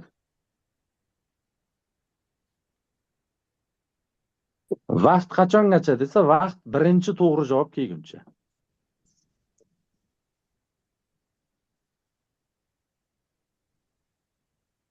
Yaxshi ko'rinyaptimi? Hamma ishlayversin. Hammaga bu. Hammaga.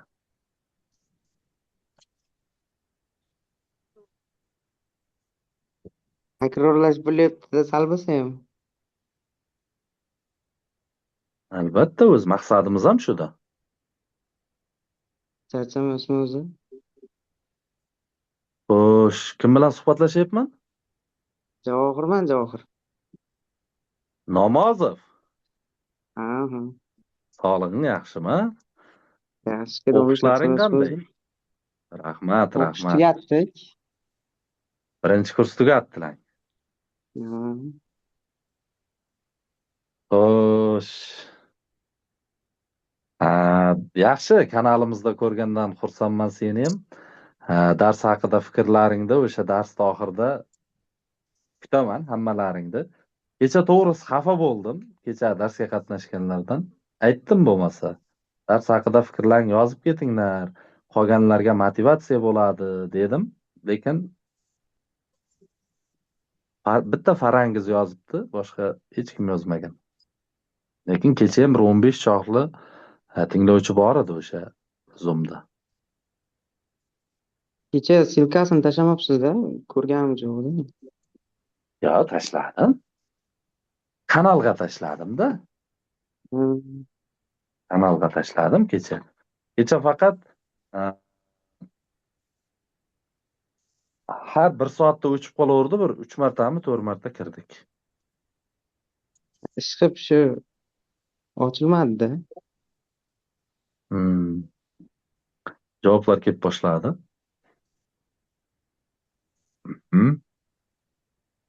Mayli, jo'nataversin qolganlarim. Bu to'g'ri xato demayman, jo'nataversin. O'sha birinchi to'g'ri javobni olamiz. Aytganimdek, o'sha bilimlarga ishoninglar, tamom. Gap u 20 ming, 30 mingda emas. Bu yerda olinayotgan bilimni ertaga millionga ham topa olmaysizlar. Yoshlikda olish kerak bilimni. Javohir, ayt o'zing. Shunday. O'qishda qiynalmayapsanmi o'zi? Yo'q, o'qishga qiynalish yo'q. Ingliz tiliga qiynalyapsan, sen bola. Ingliz tili sal bo'lmayapti. Va ikkovimiz suhbatlashib o'tiraveramizmi? Tashlaymiz javoblar. Qolganlar sizlar kutyapmiz bizlar. Endi zerikib qolmanglar deb suhbatlashib o'tiribmizda. Bu Javohir ham o'zimizni qadrdon shogirdlardan o'sha matematikadan sertifikati bor, o'qishga kirgan, mana birinchi kursni tamomladi. O'tgan yili o'qishga kirganini birgalikda nishonlagandik. Bu yil 11-sinflarimizdan ham kutib qolamiz yaxshi natijalar. Fayzulla yozyapti, Bekzod. Aha. Ustoz deydi, biza ketgandan keyin deydi, zo'r qilyapsiz deydi. Agar o'sha payti ham shunday bo'lganda, bizlar xabarlaring bor, 82 butun nechidir ball bilan 100% A+ sertifikatini qo'lga kiritgan Fayzulla shogirdimiz 90+ urardik deyapti-da. O'zi respublika bo'yicha rekord 90,3 mi, shunaqa 4 mi, shunaqa. Endi havas qilyapti-da hozirgi nimaga. Men aytdim, seni balingga odamlar havas qilsin. Fayzulla ham yaxshi yigit. Bir urinishda 2 marta urinmadi, bir urinishda mana shunday natijani qayd etdi. O'sha o'tgan yili sentyabr oyida qabul qilib olgandik bu shogirdimizni ham. Xuddi sizlarga o'xshab mana shu ishlayotgan testlarda ishlagandi ular ham. 15-iyulgacha dars o'tdik. Sentyabrda yana qaytadan tayyorlanishni boshladi-da, o'sha sertifikat savollarini ishlab. Fevral oyida A+ sertifikati qo'lga kiritdi. Nima, qolganlar tashlanglar, agar bizlar tahlilga o'tib ketaveramiz. Bitta Bekzod tashladi, qolganlar tashlamayapti. Mayli, javoblarni bir xil, har xil tashlayveringlar. O'rganganlar qolar muhimi.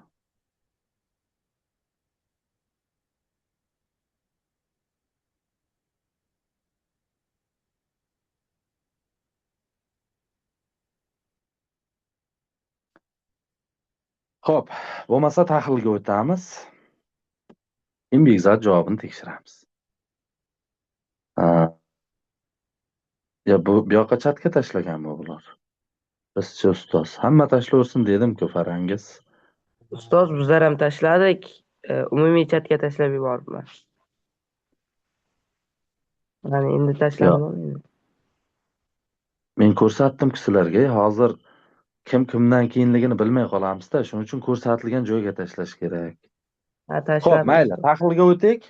Bekzod tashladi birinchi bo'lib. Bekzoddan birinchi tashlaganlar bormi? Minuti, sekundi bilan ko'rsatib bersalaring. Farqi yo'q. Men faqat o'sha boya ko'rsatgan joyimda chatiga qarab turibman. Shuning uchun qolganlarni ko'rinmayapti-da menga. Mendan keyin tashlagan. Birinchi kim tashlagan? Men tashlaganman. Endi sen tashlabdi. Birinchi o'rin. yaxshi. Aha. Og'abek tashladi mana. Yaxshi. Qaranglar, masala unchalik qiyin emas-da, masala sodda edi. Faqat bitta qoidani bilishimizda o'zi yetarli. Kelinglar, birinchi yozib olaylik. X sonini deyapti, mana yozaman. X sonini sal qalinroq qilaylik shuni. X sonini 72 ga bo'lganda, mana 72 ga bo'lganda bo'linma n ga qoldiq esa n kvadratga teng bo'ladi. Mana yozib oldik. X ning olishi mumkin bo'lgan eng katta qiymatini toping. Qaranglar. O'rgatganmiz, agar mana formulani bitta takrorlab ketaylik sizlar bilan. A bo'lamiz b, ya'ni a ni b ga bo'lganda to'liqsiz bo'linmasiga qoldiq d ga teng bo'ladigan bo'lsa, biz bu yerdan a ni topsak, b ko'paygan s plus d ga teng bo'ladi.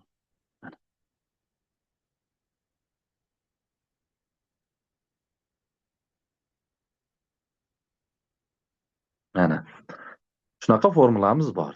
Demak, shu bo'yicha yozib oladigan bo'lsak, x teng bo'ladi 72 ko'paytiramiz n, qo'shamiz n kvadrat. Mana yozib oldik.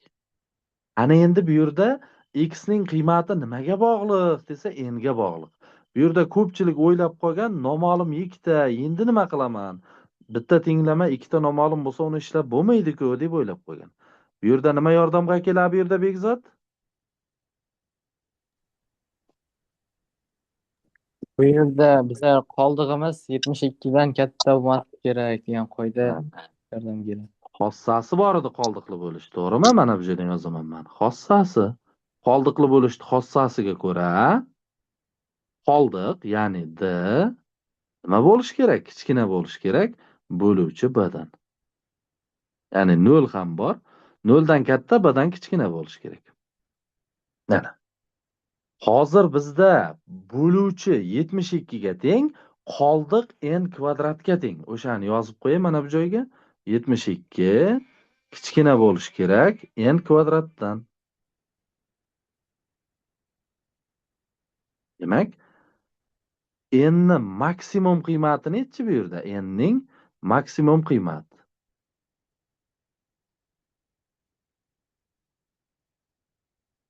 Voy, mana teskari yozib qo'yibmiz, uzr. Qoldiqni birinchi yozishimiz kerak. N kvadrat kichkina 72 daman. N ni maksimum qiymati nechi? 8. Sabab 8 ni kvadrat 64 bo'ladi, 72 dan kichkina. 9 qo'yadigan bo'lsalaring ham nima bo'ladi? 81 bo'ladi, 72 dan oshib ketadi. Bo'ldi, n ni maksimum qiymati 8 bo'lsa, x ning maksimum qiymati nima bo'ladi? Olib qo'yamiz-da. 72 ko'paygan 8 plus 8 ning kvadrati. 8 ni qavsdan tashqariga chiqarib yuboradigan bo'lsalaring 72 plus 8 qoladi, ya'ni 80. 80 ni 8 ga ko'paytirib qo'yasizlar 640. Adashmasam Bekzod javobi ham, ishlanishi ham xuddi shunaqa edi. Yaxshi, tabriklaymiz. 11-yutuqli savolimizni g'olibi Furqatov Bekzod shogirdimiz bo'ldi. Qolganlarda mana shu masala bo'yicha savol bo'lsa so'rashlari mumkin. Bu sizlarga bonus masala. Qo'shimcha ma'lumot o'rganasizlar. Omadlaring kelsa pul mukofoti ham yutib olasizlar. Marhamat, savol bo'lsa so'raymiz.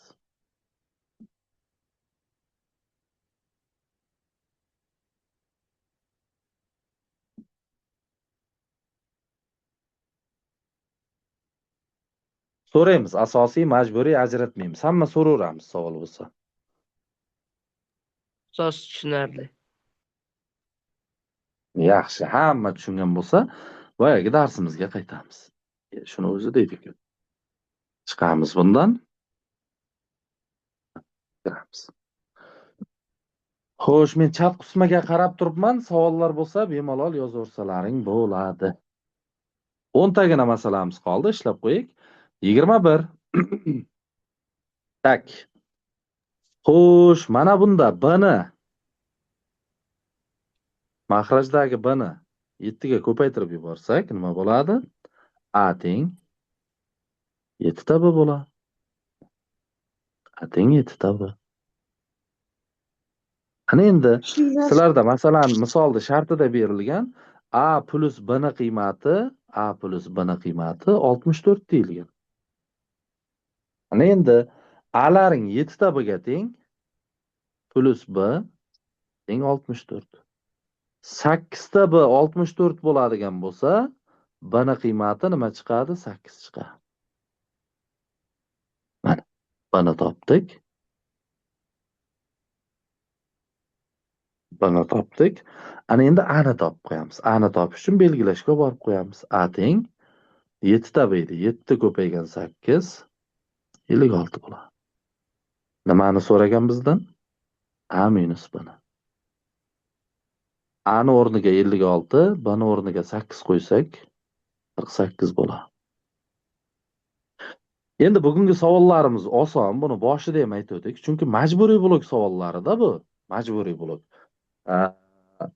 11-sinflar, imtihonga kiradigan 11-sinflar majburiy blokdan agar 10 tadan 10 ta ishlamasalaring, sizlarni qanday jazo kutishini o'zlaring bilasizlar. Endi bunaqa savollardan 10 tadan 10 ta ishlamaslik o'z iloji yo'q. Majburiy blokdagi o'quvchilarimiz aytdik, 10 tadan 10 ta ishlagan har bir o'quvchiga 200 ming so'mdan pul mukofoti beramiz. Nima uchun kam 200 ming? Savol soni kamda, chunki 10 tagina misol.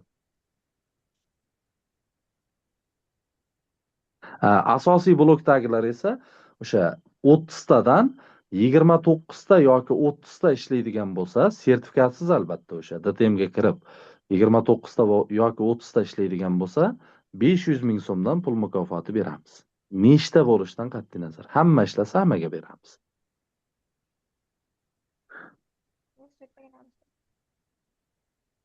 Savol bormi 21 bo'yicha? Nimaga hamma jim bo'lib qoldi?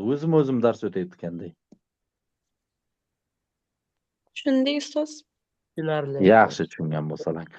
22. 3 ta to'g'ri chiziq ko'pi bilan nechta nuqtada kesishadi? Qaranglar, bu narsani men o'rgatib ketaman sizlarga. O'rgatib ketaman. Xo'sh, mana kengroq joyda o'rgatay o'shani. Mayli, to'g'ri chiziqni o'zini shu yerda o'rgating, qolganlarini bu yoqda o'rgataman. Qaranglar. Sizlarga buni formulalari bor, formula yodlamanglar iltimos, qaranglar. Ikkita to'g'ri chiziq chizaman. Har doim nima shakl berilishidan qat'iy nazar ikkita chizaman. Ikkita to'g'ri chiziq ko'pi bilan nechta nuqtada kesishadi? Bitta. Bitta. Ana endi yozaman mana bu joyda. Qaranglar. S nechta deyilgan bizaga? 3 ta deyilgan mana. Masalan, shartiga qaranglar, 3 ta. O'sha 3 S ning indeksiga, pastiga yoziladi. Tepasiga har doim 2 yoziladi. Shakl qanaqa bo'lishidan qat'iy nazar. Endi ikkita to'g'ri chiziq bitta nuqtada kesishdi. Mana oldiga birni ko'paytirdim. Bo'ldi, mana shuni hisoblab qo'yasizlar. Shuni hisoblab qo'ysalang javob chiqadi. Ya'ni 3 faktorial taqsim 2 faktorial ko'paygan 1 faktorial. Hisob kitob qilsalang 3 chiqadi javob. Ko'pi bilan 3 ta nuqtada kesishadi. 3 ta to'g'ri chiziq mana ko'pi bilan 3 ta nuqtada kesishadi. Undan ko'p bo'lmaydi.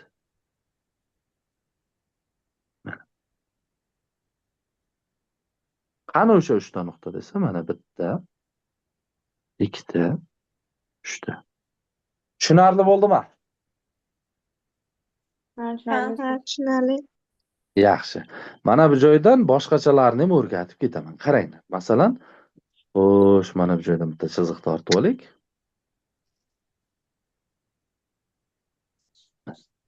Sizlarga masala berilsa. Misol deylik. Misol 8 ta aylana. 8 ta aylana ko'pi bilan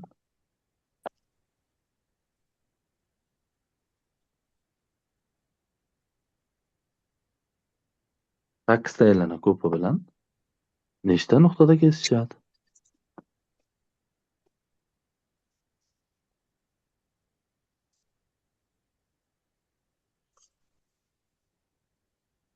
Sakkizta aylana ko'pi bilan nechta nuqtada kesishadi? Hozir o'rgatgan qoidam. Xo'sh. E'tibor qilasizlar, sразу mana. Ikkita aylana chizib olasizlar. Ikkita aylanalarning ko'pi bilan nechta nuqtada kesishadi? Bitta, ikkita. Shundaymi? Ikkita nuqtada kesishadigan bo'lsa, mana bu joyda 2 ko'paygan deb boshlaymiz. Qaranglar, 2 ko'paygan S aylanalar soni nechta? 8 ta. Pastiga 8 yozamiz. Tepasi har doim 2 bo'ladi dedim. Barobar 2 ko'paygan, qaranglar. Tepasi 2 bo'lgan payti oson hisoblash yo'li bor. Qanday u? Pastdagi son, qaranglar, kasr chizig'i chizib, pastdagi son 8 mi o'shani suratga yozasizlar va 8 dan bitta oldingi son 7 ni yozasizlar. Mahrajga 2 yoziladi. 2 lar qisqarib ketsa 56 ta. Keyingi masala. Endi shartini to'liq yozib bermayman. Qaranglar. 5 ta uchburchak. Sizlardan qaytyapti ovozim, mendan emas. Mana 5 ta uchburchak ko'pi bilan nechta nuqtada kesishadi demoqchida?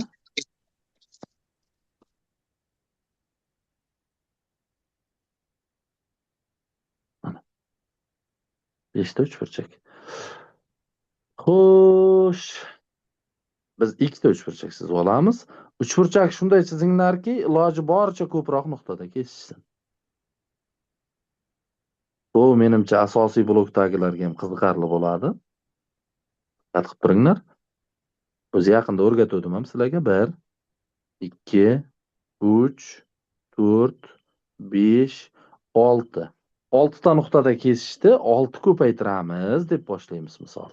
6 ko'paytiramiz. S uchburchaklar soni nechta? 5 ta. Aytdik, tepa har doim 2.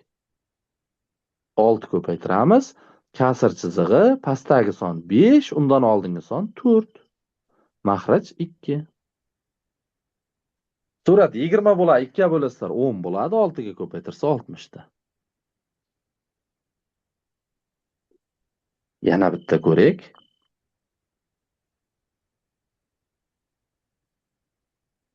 Xo'sh, aytaylik 6 ta 4 burchak bo'lsin. To'g'ri 4 burchak. Yo, parallelogram deydi odatda. Kelinglar o'sha tushadigan savol ehtimolida ko'rsatay. 6 ta parallelogram.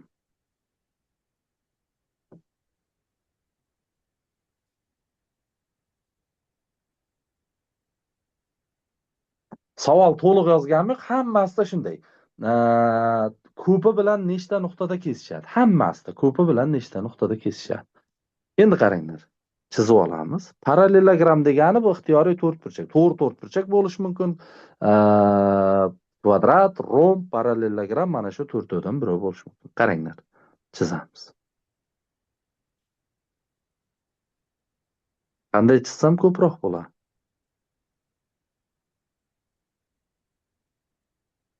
Voy. Sottinchilik.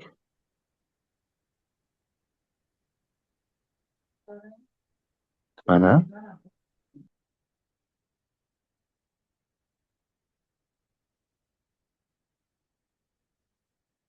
Mana. Menimcha bundan ko'pi bo'lmasa kerak. Bitta, ikkita, uchta, to'rtta, beshta, oltita, yettita, sakkizta. Demak, yechimda 8 ko'paygan deb boshlaymiz. S parallelogramlar soni 6 ta, S tepasiga 6 yozamiz, tepasiga yana 2. Barobar 8 ko'paygan kasr chizig'i 6 suratga yoziladi. 6 dan bitta kichkina son 5 ham suratga yoziladi. Maxraj 2. Tak, 6 kara 5 30, 240, 2 ga bo'lasizlar 120 ta. Xato qilmadimmi? So'ranglar savol bo'lsa, mana sizlarga hech qanday formulasiz bitta chizma chizib ko'rish orqali kombinatorikani qiyinroq misollariga oson yechim qilish. Aslida eng qiyin mana shunaqa tushadi. Ja tushsa mana shunaqa tushadi, majburiy blokda. Juda ham qiyin savol tushdi desa kombinatorikada mana shunaqa savol tushadi. Marhamat, savol bo'lsa so'raymiz. Savol yo'q. Tushundilaringmi?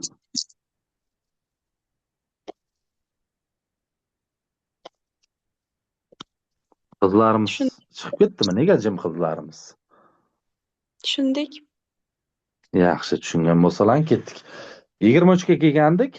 Ko'pning to'la sirti. Savol yana qaytarilyapti, faqat boshqa narsani so'rab. O'zi shunaqada, bir xil savol keladi-da, kimdandir hajmini so'raydi, kimdandir qirrasini, kimdandir to'la sirtini, boshqani so'raydi. Bizada to'la sirti, kubni to'la sirti 6 ta kvadrat formula bilan hisoblanadi deb maydalab o'rgatdim. 54. Qaranglar, keyingi darslarda uje sal tezroq ishlab ketamiz. Chunki men bugun aytgan qoidalarim ertaga yana takrorlansa, maydalab tushuntirmayman-da, birdaniga misol tushuntirib ketaman. Shuning uchun har bir darsga qatnashish kerak. Sababi sen aytaylik 10 kundan keyingi darsda 10 kungacha bo'lgan qoidalarni bilmaydigan bo'lsang, men tushuntiradigan narsalar tushunmay qolishing mumkin. Shuning uchun har bir darsda qatnashish kerak. 6 ga bo'lib yuboraman, a kvadratlaring 9 bo'ladi. A ni topasizlar 3. Bizdan kubni hajmini so'rayapti. V teng nima bo'ladi? hajmini so'rasa, o'kta yozik va teng a kub bo'ladi. Ya'ni 3ning kubi. 27 degan javobni oyog'ini yerga tekkizmasdan belgilab qo'yasizlar. 24. Mana shu berilgan bo'lsa, bunisini top deyapti. Yaxshi. Bunaqa misollarda odatda qisqarib ketadi. Mana bu mahrajni 3 ga ko'paytirib yuboramiz. o'ng tomonga. Suratda yozaman. X plus 3y minus z teng 3x plus 3y minus 3z. Mana. Y'lar qisqarib ketdi bizada. X'lar o'ng tarafga o'tkazadigan bo'lsam, o'ng tarafga o'tkazsam x'lar 3x minus x 2x, z'lar chap tarafga o'tkazsalaring minus z plus 3z. Shuni maydalab yozib beray, tushunmay qolmanglar. Xo'p, mana minus z plus 3z. 3x minus x. Xo'sh.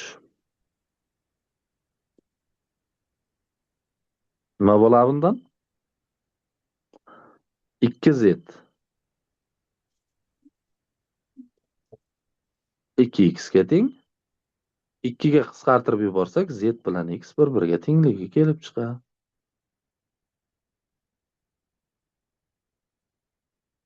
Ana endi so'ralgan narsaga qo'yaman.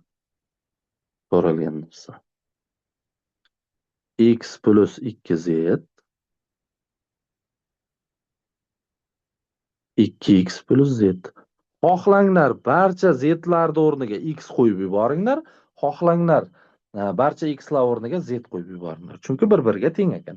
Z o'rniga x qo'ysam, x plus 2x mahrajlaring 2x plus x. Surat 3x bo'ladi, mahraj ham 3x bo'ladi. Ikkita bir xil sonni bo'lsak 1 bo'ladi.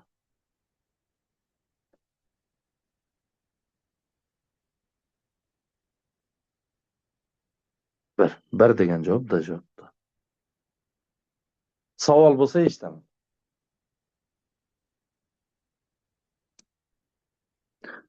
Yaxshi, sabr bilan eshitayotganlarga rahmat. Hali ham 23 kishi bor. Ba'zilar chiqib ketibdi, mayli. 25 minus 13 kvadrati 169. Qaranglar. Manfiy son musbat songa ko'paytirilyapti. Manfiy bo'ladi. 14 ni 12 ga ko'paytirib tashlaysizlar. 14 kara 12 qancha bo'ladi? 140. Yana 28. 168 bo'ladi, adashmasam. Ayirsalang 1 bo'ladi. 1 degan javob bu javobda.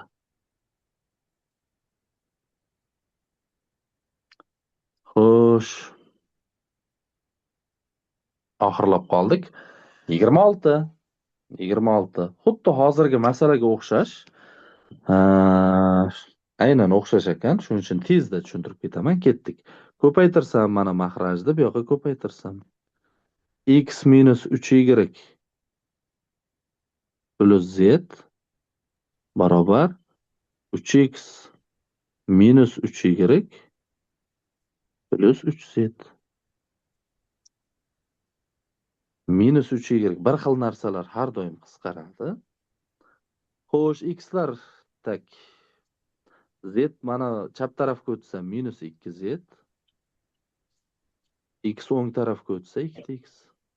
2 ga bo'lib yuborasizlar, x teng minus z. Endi boyagidan ozgina farq qildi. Aynan o'ziga emas, minusligiga teng bo'lar ekan. Xo'sh, qo'yaman endi. Xo'sh, x plus 5 ta z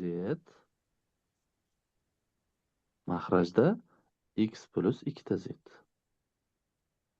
Barobar. X o'rniga minus z qo'yapman. Mana minus z plus 5 ta z. X o'rniga minus z plus 2 ta z. Suratlaring 4 ta z bo'ladi. Mahrajlaring z bo'ladi. Zlar qisqarib ketsa 4 qoladi. Savol bo'lsa so'ranglar. Agar tushunarli bo'lsa izohlarda yozamiz. Plus belgisini qoldiramiz yoki tushunarli deb yozamiz.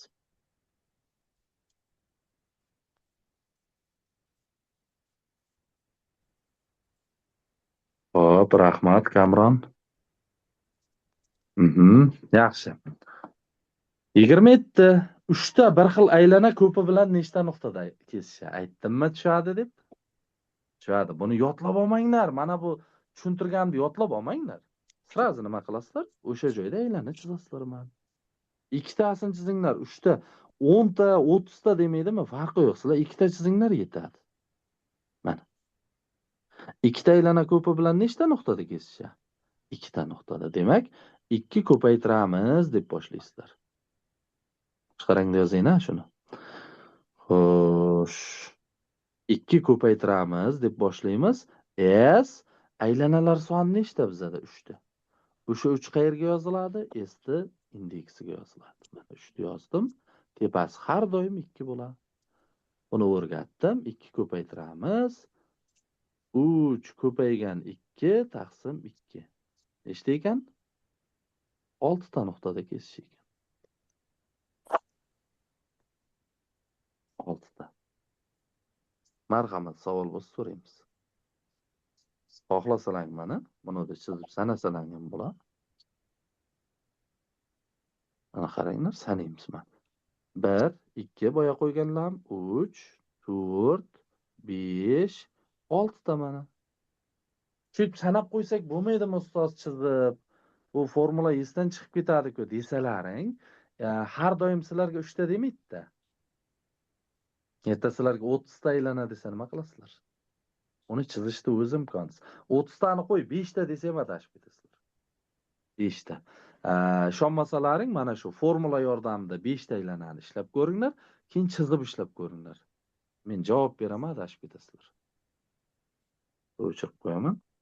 Isbot tariqasida ko'rsatdik buni. 28.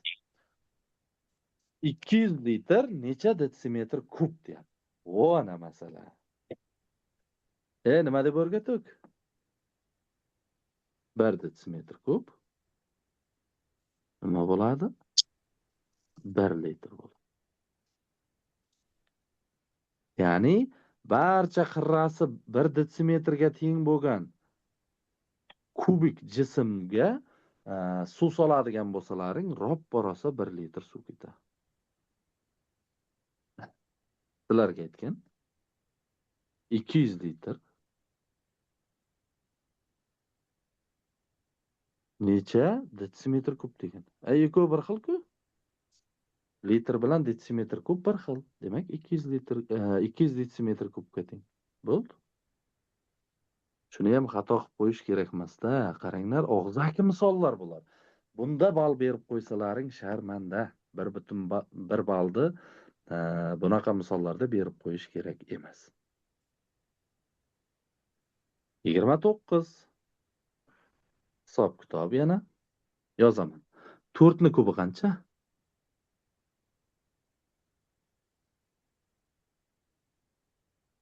Aytamiz. 64. 64. Xohla 4 ni kubi-da, xohla mana buni 256 ni 4 ni 4-inchisi deb. Mayli, 4 ni kubi 64, mahraj 256. Menimcha boyaga aytganimiz osonroq. Qaranglar, osonroq yo'ldan ketik. Suratda 4 ni kubi turibdi. Mahrajda 256 degan 4 ni 4-darajasi plus suratda 3 ni 4-chisi, mahrajchi 3 ning nechinchisi? 5-chisi. Minus darajani yo'qotish uchun nima qilamiz deganmiz? 1 taqsim deb yozamiz. 1 taqsim 2 ning kvadrati. Marhamat. Ana endi qaranglar. 3-daraja bilan 4-daraja qisqarsa, bizda nima qoladi? E'tiborli bo'lasizlar. Xo'sh, 1 taqsim 4 qoladi. Plus mana bu 3 ni 4-chisi bilan 3 ni 5-chisi qisqarib ketsa, bizda 1 taqsim 3 qoladi. Mana bu shtrixni o'chiraydi. 1 taqsim 3 qoladi. Davomida -1/4 bor. Nima bo'ladi? -1/4 bilan +1/4. Qisqarib ketadi. To'g'rimi? Mana bular qisqarib ketadi. Javob nima qolar ekan bizlarda? 1/3 qolar ekan. Tushunarli bo'ldimi? Ha. Xo'sh, 1/3 S javobda. Oxirgi savolimiz 30 santimetr kub hajmlik idishga necha litr suv ketadi? 30 deb berdimmi? 10 santimetr kub. 10 santimetr kub. Necha litr suv ketadi? Nima qilamiz?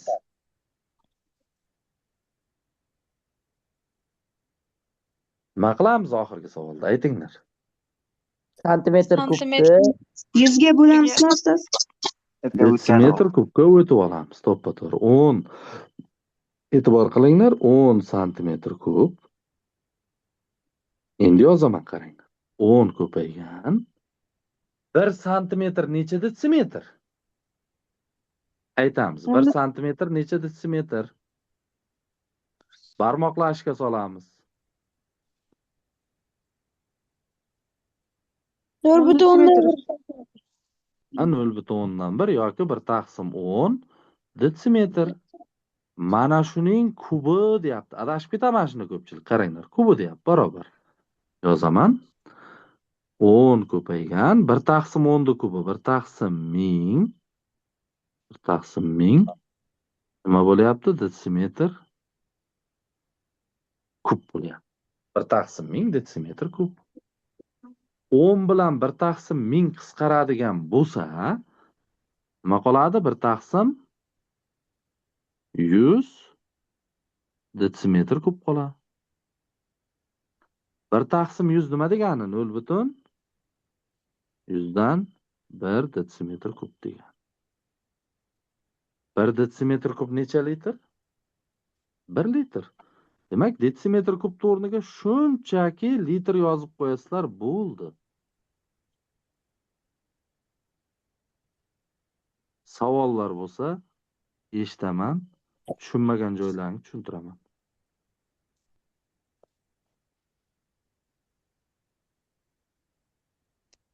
Marhamat, savollar bo'lsa aytinglar. Bormi savollar? yo'q, tushundik. Ustoz tushunarli. Tushunarli. Qanday bo'ldi? Foydali bo'ldimi? Nimadir o'rgata oldimmi? O'sha 9:30da boshlovdik. Mana 11dan 19 minut, 20 minut o'tibdi. Qariyb o'sha 2 soatga yaqinroq dars o'tibmiz, 2 soatdan kamroq. 40lar. 1,5 soatdan ozroq ziyodroq, 2 soatdan kamroq dars o'tibmiz. Qanday bo'ldi? Foydali bo'ldimi? Davom ettirsak bo'ladimi yoki kerak emasmi? Yo'q, bo'ladi, ustoz, davom ettiraveramiz. Mana shu fikrlarni, demak, Xudo xohlasa kommentariyada yozib qoldirasizlar. Nima deysizlar, o'shani davom ettiramizmi, yo'qmi? Qanaqa, nimani o'rgandilaring bugungi darsdan? Qaysi joyi sizlarga yoqdi? Aytaylik, ovoz qanaqa, ekran sifati qanaqa, dars o'tish texnikamiz qanaqa? O'shalar haqida bir og'iz o'sha Telegramda yozib ketsalaring xursand bo'lamiz, chunki mana bu Zoomda yozilganlar hammasi o'chib ketadi. Rahmat Amina. Chidab o'tirganlaring uchun sizlarga ham kattakon rahmat. Chunki bu misollar sizlarga kartish gap. Sizlar qiyinroq misollar bilan ishlayapsizlar hozir. Shunday bo'lsa ham mana takrorlab o'sha o'tirganlaring uchun hammalaringga rahmat. Sizga ham rahmat, ustoz. Yaxshi bo'ldi dars. Rahmat ustoz. Xo'p, salomat bo'linglar. O'sha dars haqida fikrlaringni oxirgi kommentariy ostida kutib qolaman. Sog' va salomat bo'linglar. Rahmat.